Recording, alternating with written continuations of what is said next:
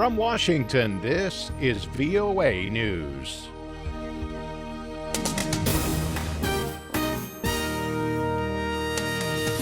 I'm David Byrd reporting. U.S. Secretary of State John Kerry says he and Russian Foreign Minister Sergei Lavrov have achieved clarity on the path forward for Syria. Speaking in Geneva after several hours of talks, Mr. Kerry said what he called narrow issues remain to be resolved. And in the next days, our experts will be meeting here in Geneva to conclude the few remaining technical issues and to move forward in order to take the steps necessary to build the confidence to overcome the deep mistrust that does exist on all sides. The meeting came amid heightened tensions in Syria after Turkey decided earlier this week to send tanks across the border into Syria to clear out a pocket of land controlled by the Islamic State group. Previous rounds of international negotiations, including discussions between the top diplomats from Washington and Moscow, have failed to produce an end to the conflict. Meanwhile, Syrian rebels and their families began evacuating the long-besieged Damascus suburb of Daraya as part of an agreement reached late Thursday with the government. Under the terms of the deal, about 700 fighters will be allowed safe exit to the opposition-held northern province of Idlib. Another 4,000 civilians will be taken temporarily to a shelter south of Daraya. In a statement issued in Geneva, the UN Special Envoy for Syria, Staffan de Mistura, called for the protection of the people being evacuated.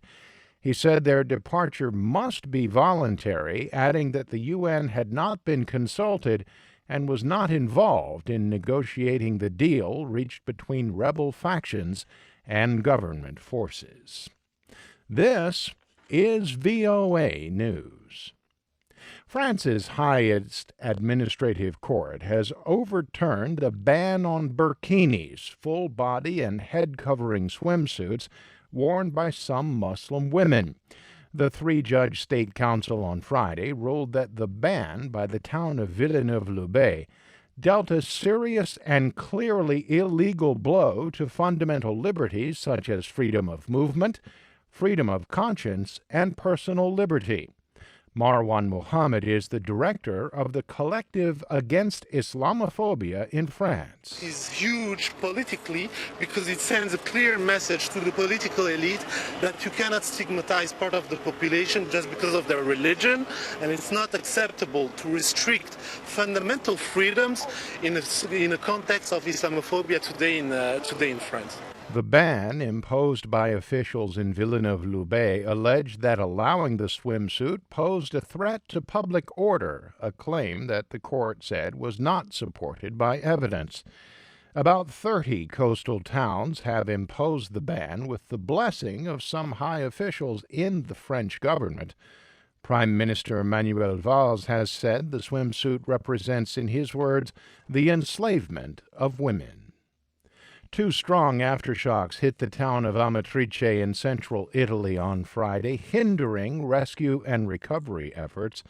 The aftershocks, one registering 4.3 and the other 4.7 on the Richter scale, caused more damage to buildings and sent up plumes of smoke. Since the original trembler hit Amatrice early Wednesday morning, the city has seen more than 500 additional aftershocks. Meanwhile, civil protection officials have revised the death toll from Wednesday's 6.2 magnitude earthquake to 281. Most of those killed were in Amatrice, Arquetta, and Accumuli, which are largely ruined. Italy's Civil Protection Department said nearly 400 people have been sent to hospitals for treatment of injuries. A Kurdish suicide bomber targeted a checkpoint near a police station in Cizre, southeastern Turkey, Friday, killing at least 11 police officers and wounding scores of other people. Militants linked to the outlawed Kurdistan Workers' Party, or PKK, have claimed responsibility. The terrorist group has been linked to a series of attacks against police targets in the same region.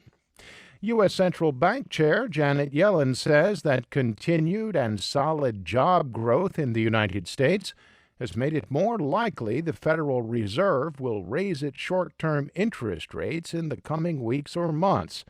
Yellen's upbeat assessment of the economy came Friday during a much-anticipated speech in Jackson Hole, Wyoming. The Fed chair gave no indication of when rates might rise, but her remarks open the possibility that an announcement could come in late September when central bank officials meet again. For more on these stories, visit our website. I'm David Byrd in Washington. That's the latest world news from VOA.